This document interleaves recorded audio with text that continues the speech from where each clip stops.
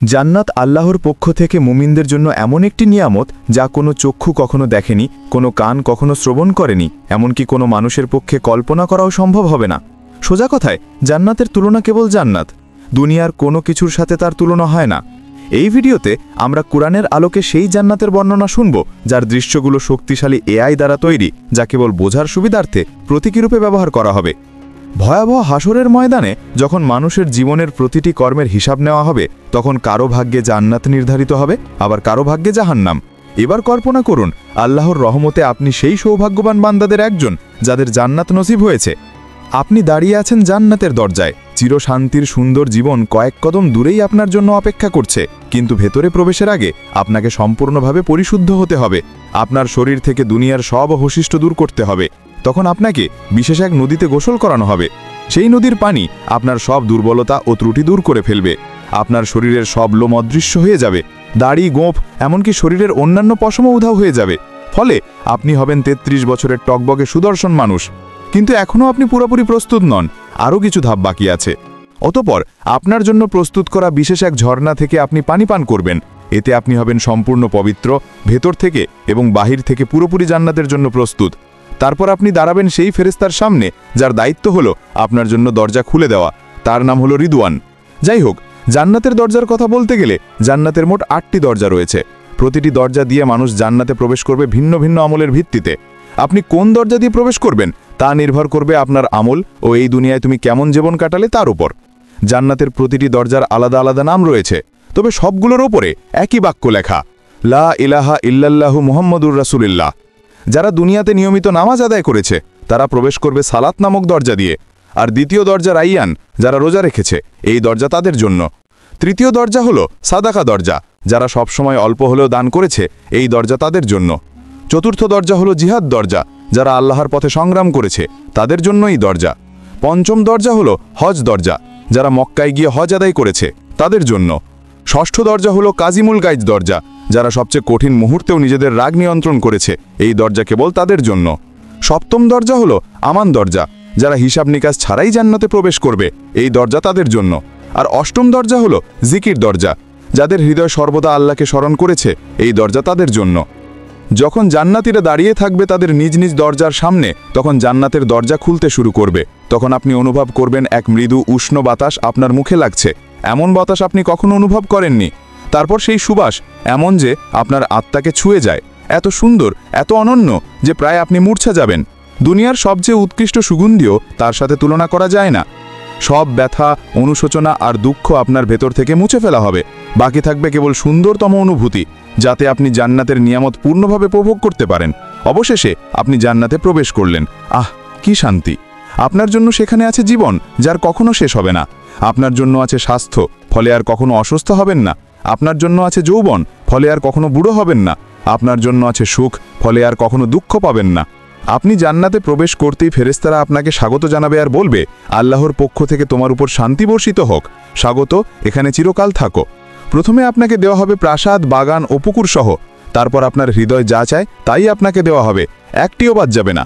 হ্যাঁ বন্ধু, এটাই জান্নাত, এমন এক জায়গা যেখানে নেই কোনো দুঃখ, নেই কোনো ভয়, নেই বার্ধক্য, নেই ব্যথা। এমন এক জায়গা যেখানে রয়েছে সব সৌন্দর্য যা আপনি জানেন এবং জানেন না। আপনি বসবাস করবেন এমন ঘরে যা তৈরি হয়েছে সোনা ও রূপার ইট দিয়ে, মরক্কো হিসেবে ব্যবহার হয়েছে মিশক, কাঁকর হলো মুক্তা ও রুবি, আর মাটি হলো জাফরানের। আপনি ফিরে এসেছেন সেই জায়গায় যেখানে আপনার সৃষ্টি হয়েছিল প্রথমবার। অতঃপর ফেরেশতারা আপনার সাথে কথা বলবে।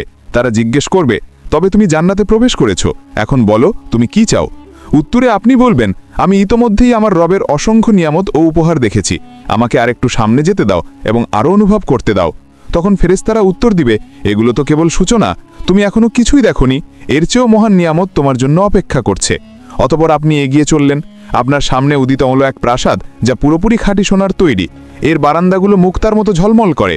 আপনি যতই কাছে যান, কিছু দাসী দাসী উপস্থিত হয়, তাদের রূপ যেন ছড়িয়ে থাকা মুক্তার মতো। তারা হাতে ধরে আছে রূপার থালা ও সোনার পাত্র। তারা সালামের মাধ্যমে আপনাকে অভ্যর্থনা জানায়, আপনিও সালামের জবাব দিলেন। আপনি নির্ণয় নিলেন এখানেই থেকে যেতে, কিন্তু ফেরেশতারা বলল, এর চেয়েও মহান নিয়ামত সামনে আছে, চলতে থাকো। ফলে অবাক হয়ে আপনি আবার হাঁটতে লাগলেন। এবার আপনি দেখলেন আরেকটি প্রাসাদ, যা লালচে রুবিতে গড়া, এত পরিষ্কার আর উজ্জ্বল যে বাহির থেকে ভিতরের অংশ দেখা যায়। তারপর আপনি তার ভেতরে প্রবেশ করলেন। ভেতরে আছে 70,000 কক্ষ, অপূর্ব সৌন্দর্য ভরা, যাতে আপনার আত্মা ও দেহ আনন্দে আপ্লুত হয়ে উঠল। প্রতিটি কক্ষে সাজানো আছে খাবারের থালা, ফল, মাংস, পানীয়, সবই আপনার রবের পক্ষ থেকে অসাধারণভাবে প্রস্তুত। তখন আপনি একটি ফলে কামড় দিলেন, তা আপনাকে মনে করিয়ে দেয় আপনার জীবনের প্রিয় সব স্বাদ, তবুও স্বাদটি একেবারেই নতুন, এর আগে কখনো অনুভব করেননি।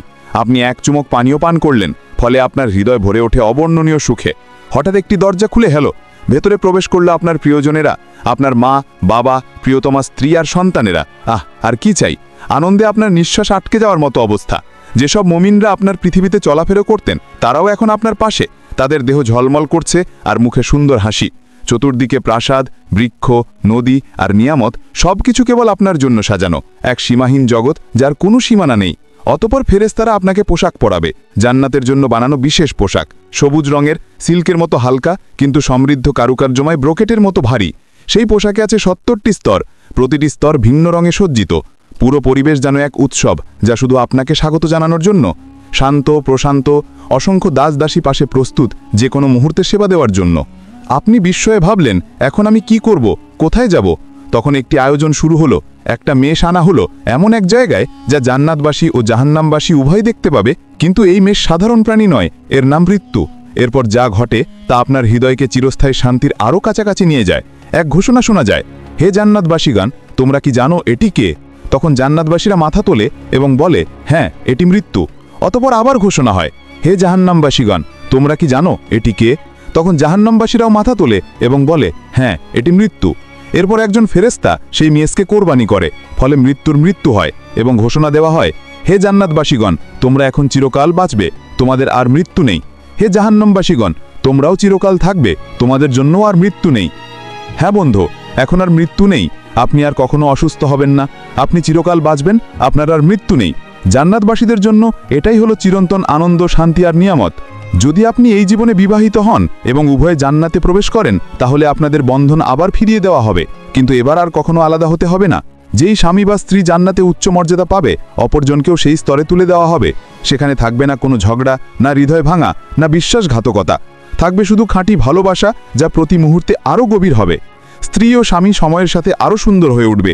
একজন বাইরে থেকে ফিরে এলে অন্যজন তাকে দেখবে আগের চেয়েও সুন্দর রূপে, এবং উভয়ই একই কথা বলবে, তুমি আগের চেয়ে আরও সুন্দর লাগছো। নারীরা এতটাই সুন্দর হবে যে তারা দুনিয়ার সবচেয়ে অপূর্ব নারীদের সাথেও তাদের স্বামীদেরকে ছাড়িয়ে যাবে। কিন্তু যদি আপনি বিবাহিত না হন বা স্বামীর সাথে কখনো শান্তি না পান, তাহলে আল্লাহ আপনাকে দেবেন তার থেকেও উত্তম সঙ্গী, যিনি শুধু আপনার জন্য সৃষ্ট, এতটাই সুন্দর যে আপনি কখনো কল্পনাও করেননি। আপনি যখন তার চোখের দিকে তাকাবেন, আপনার হৃদয় মনে করবে এই মুহূর্তের জন্যই সে সৃষ্ট। আপনি তার হাত ধরবেন এবং একসাথে হাঁটবেন চিরন্তন জীবনে, স্বামী স্ত্রী হয়ে।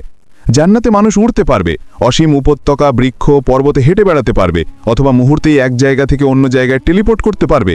মানুষ জান্নাতে চিন্তার গতিতে চলাফেরা করবে, যেমনটা বর্তমানে আত্মা করে, কারণ আত্মা যখন দেহের কারাগার থেকে মুক্ত হয়, তখন সে স্বাধীনভাবে চলে বেড়ায় স্বপ্নের মতো।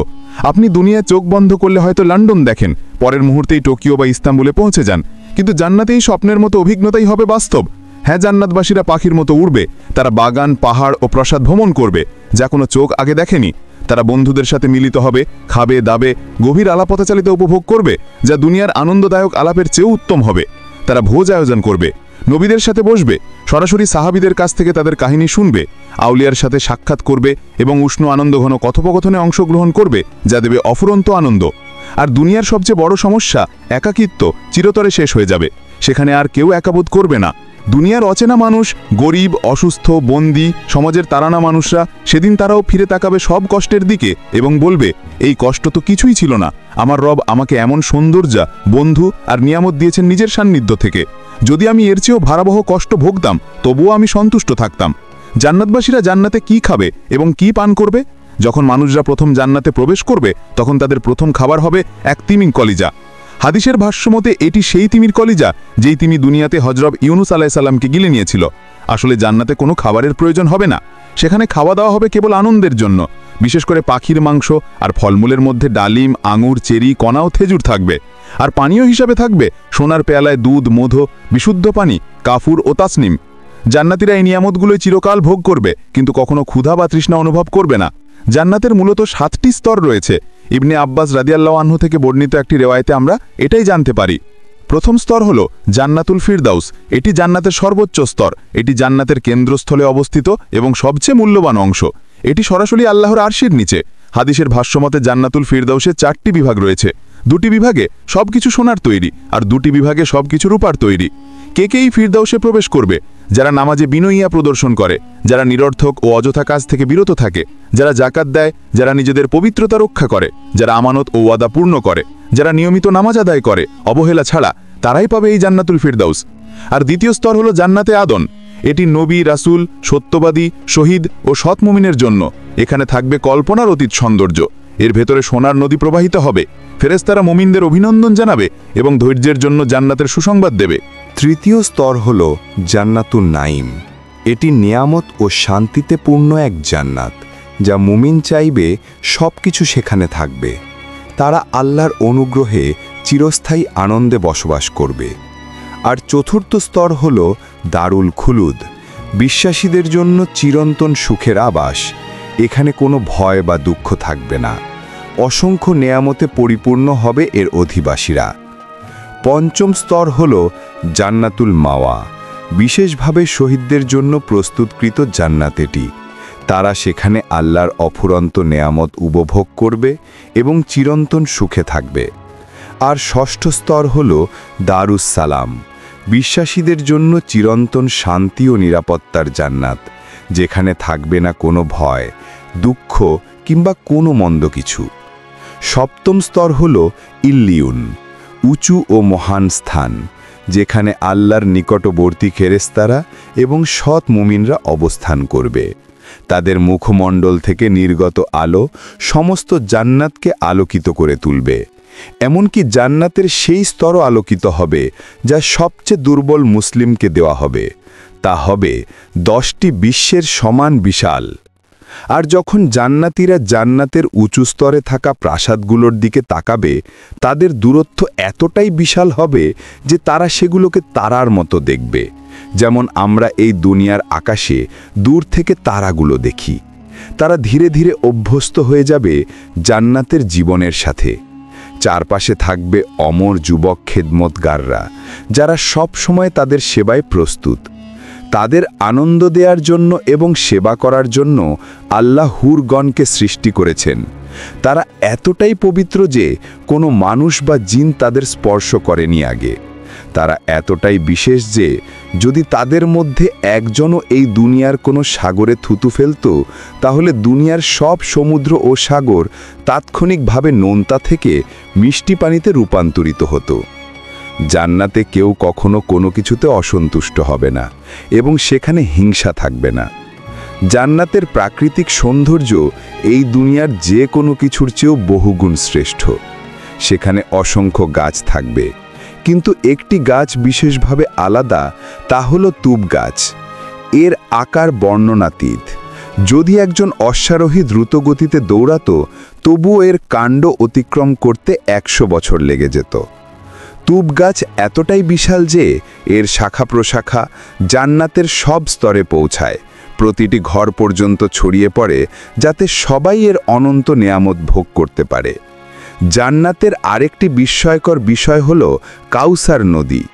এটি আমাদের প্রিয় নবীকে বিশেষ উপহার হিসেবে দেয়া হয়েছে। এর পানি দুধের চেয়ে সাদা, মধুর চেয়ে মিষ্টি। এটি প্রবাহিত হয় আল্লাহর আরশের নিচ থেকে সিদরাতুল মুনতাহা হয়ে, তারপর জান্নাতুল ফিরদাউসের ভেতর দিয়ে অবশেষে জান্নাতের প্রতিটি স্তরে পৌঁছে যায়। এই নদীর ঘ্রাণ ও স্বাদ আমাদের আজকের কল্পনারও অতীত। কাউসার নদী ছাড়াও জান্নাতে থাকবে বিশুদ্ধ পানির নদী, যা কখনো নষ্ট হবে না। দুধের নদী, যার স্বাদ কখনো পরিবর্তিত হবে না। মদের নদী, যা পানকারীদের আনন্দ দেবে কিন্তু কোনো নেশা সৃষ্টি করবে না, এবং খাঁটি মধুর নদী। জান্নাতে এক কোমল বাতাস বইবে যখনই আমরা চাইব। যখন তা গাছের পাতার ভেতর দিয়ে বয়ে যাবে, সেই শব্দ হবে এত সুন্দর যে এই দুনিয়ার কোনো কিছুর সাথে তা তুলনা করা যাবে না। আরেক বিশেষ আনন্দ হবে সাপ্তাহিক বাজারে যাওয়া। সেখানে উত্তর দিক থেকে বাতাস বইবে আমাদের মুখমণ্ডল ও পোশাকে। এতে আমাদের সৌন্দর্য ও রূপ আরও বেড়ে যাবে এবং প্রতিবারই আমরা হব আগের চেয়ে অনেক বেশি সুন্দর ও আকর্ষণীয়। জান্নাতের সবচেয়ে সুন্দর দিকগুলোর একটি হলো আমরা দুনিয়ার জীবনকে স্মরণ করব এবং আমাদের প্রিয়জনদের সাথে সময় কাটাবো যারা জান্নাতের উপযুক্ত হয়েছে। আমরা একসাথে বসব, আলাপ করব, একে অপরের জন্য যে দুনিয়ার অভাববোধ ছিল তা মিটিয়ে নেব। কিন্তু এত সব বিস্ময়ের পরও এগুলো জান্নাতের কেবল অল্প অংশ। আসলেই কত চমৎকার শোনায় আর হৃদয় কত সুন্দর অনুভূত হয়। তবে এখন আসি সেই সর্বোত্তম বিষয়টিতে যা জান্নাতকে সত্যিই জান্নাত বানায়। এ পর্যন্ত যা বলা হলো, না প্রাসাদ, না নদী, না অফুরন্ত নেয়ামত, কোনোটি এর সাথে তুলনীয় নয়। সবচেয়ে বড় উপহার হলো আল্লাহর মুখমণ্ডল দর্শন। জান্নাতে সেই দিনে যা দুনিয়ার শুক্রবারের সমতুল্য, আল্লাহ জান্নাতবাসীদের নিজের উপস্থিতিতে স্বাগত জানাবেন। প্রিয় বন্ধু, জান্নাত সহজ কোনো পুরস্কার নয়। এটি প্রতিশ্রুতি কেবল তাদের জন্য যারা আল্লাহর দিকে ফিরে আসে, হারাম থেকে বেঁচে থাকে, ইবাদতে অটল থাকে এবং সুন্দর চরিত্র নিয়ে জীবনযাপন করে। তাই আসুন আমরা মুমিনরা শক্তিশালী হই এবং আমরা একে অপরের জন্য দোয়া করি। আসুন আমরা সবাই নিজেদের জন্য এবং সব মুসলমানের জন্য দোয়া করি।